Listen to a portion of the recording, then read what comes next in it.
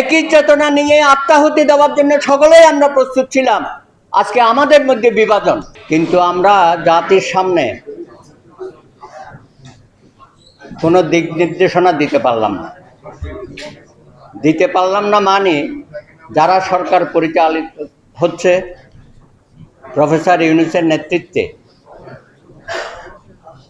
মধ্যে মধ্যে এমন আশান্বিত করেন আমাদেরকে যে খুব দ্রুততম সময়ে বাংলাদেশে একটা জুলাই বিপ্লবের বা জুলাই অভ্যুত্থানের চেতনাকে নিয়ে একটা সুষ্ঠু নির্বাচনের মধ্য দিয়ে জনপ্রতিনিধিদের হাতে তারা ক্ষমতা ছেড়ে দিয়ে সম্মানের সাথে চলে যাবে। গতকালকে দেখলাম মোস্তফা জামাল হায়দার ভাই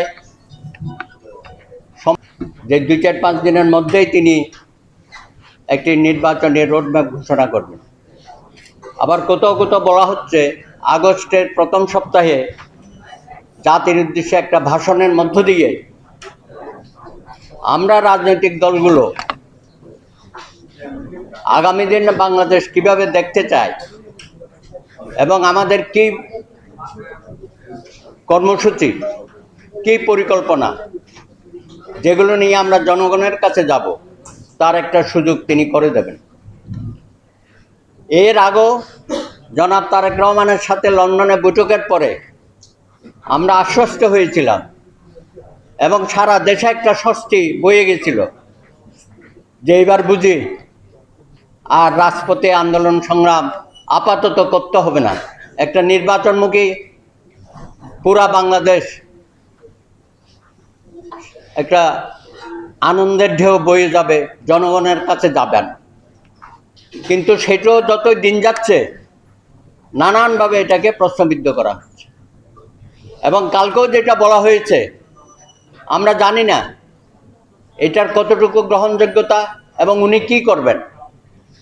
কিন্তু আশেপাশে যে অশনি সংকেতগুলো আমরা দেখছি, বিশেষ করে কিংস পার্টি যারা বর্তমানে মাঠে নেমেছে,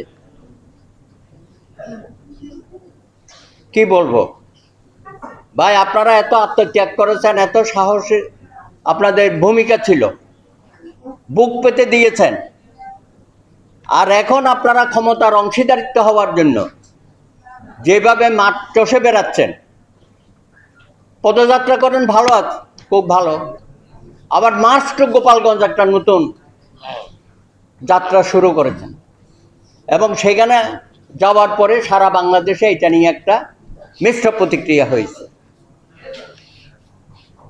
তার পাশাপাশি আরো 2-1টা দল যারা খুব বড় বড় সভা সমাবেশ করছে সরওয়ার্দী উদ্যানে, তাদের সাথে কথার সুর মিলে যায় কি বাংলাদেশে নির্বাচন করার মতো কোনো পরিবেশ নাই, একই সুরে তারা কথা বলতেছে।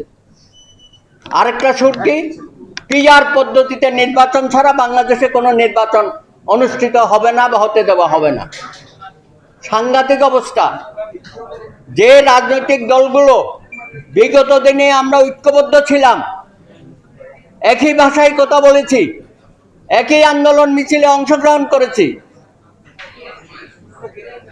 একই চেতনা নিয়ে আত্মাহুতি দেওয়ার জন্য সকলেই আমরা প্রস্তুত ছিলাম, আজকে আমাদের মধ্যে বিভাজন।